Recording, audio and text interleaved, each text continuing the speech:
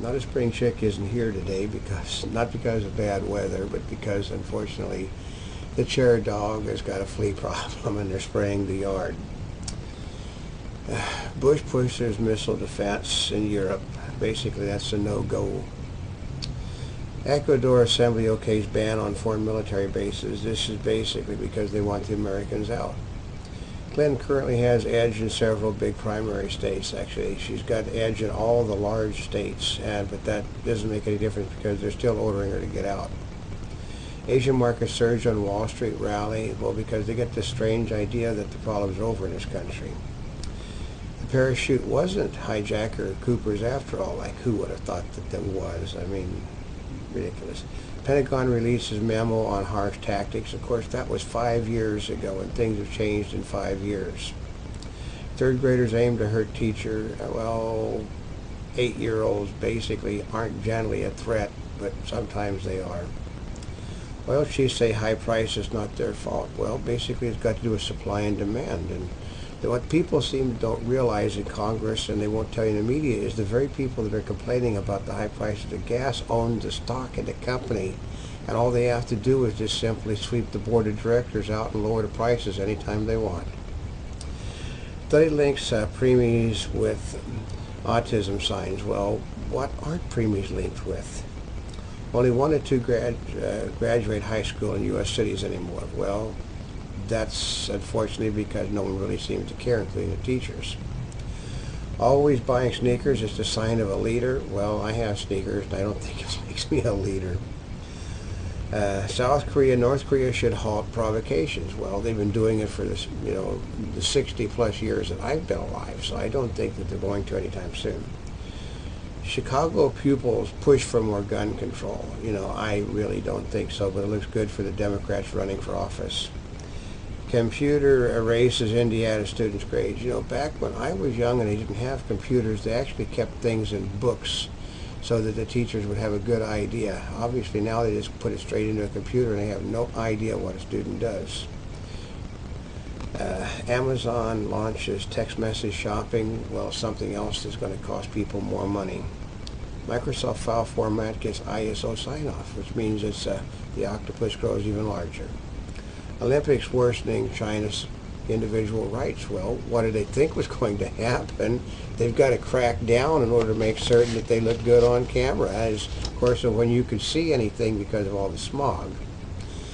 Legislation is expected to include provisions for financing subprime loans and counseling for struggling homeowners. Well, you don't need counseling.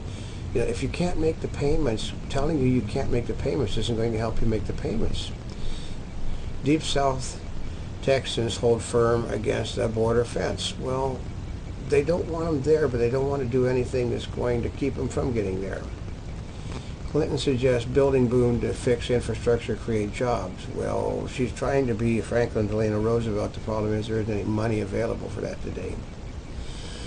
The Screen Actors Guild announced last night that it would begin negotiations with major studios April 15th. That's been more brought on by the fact that AFTRA, which represents the TV portion, is already split off and is more than likely to make a deal that the Screen Actors Guild is not going to be happy with. Popular anti-HIV drug nearly doubles the risk of heart attack.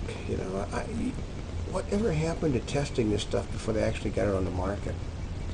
Clinton, Obama aim populist salvos at McCain. Basically, they're trying to tell you that they're for the working man, even though they're going to raise taxes, put social programs on it that you can't afford, but they are for the working man. UBS, which is United Bank of Switzerland, write down another $19 billion. That puts, I think, well over $50 billion in bad American house loans that they're writing off now. Automakers post the worst first quarter sales in decades. Well, people don't have any money. If you don't have any money and the product's overpriced, you're not going to buy it. Northrop Grumman is in a stop mode on its Airbus-backed tanker while the contract is reviewed. I mean, how in the world could anybody approve a military contract where part of your product is being built by a foreign nation? That does not make a lot of sense. I don't think the Russians would allow us to build tankers for them. Mortgage default forced Denver exodus. Basically, the prices in Denver are like the prices in Los Angeles. They were simply overpriced, and people were basically not able to afford them while they were in them. Truckers clog the freeway in price protest. It's not going to get the prices down any, but they do have a legitimate reason to grump because diesel is actually the cheapest form to produce, so therefore it should not be record prices. Clinton is proposing $7 billion a year tax incentive to encourage U.S. companies not to ship jobs overseas. Well, they ship jobs overseas because they can't afford to get the work done here. $7 billion is not going to make up the difference in the higher wages it would cost to produce the stuff here. Superdelegates are free to back whoever they wish at the end of the primaries, or at least so said the party chairman, Dean. He at the same time is also saying he wants this all done before the election. So much for having your own mind and democracy at work.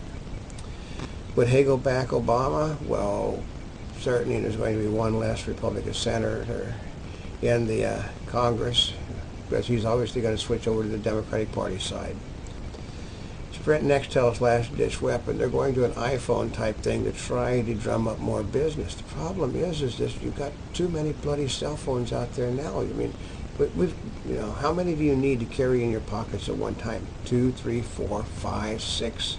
That's the only thing that's going to keep these companies going. Monty Bubbles and Mark Twain of the Animal Kingdom.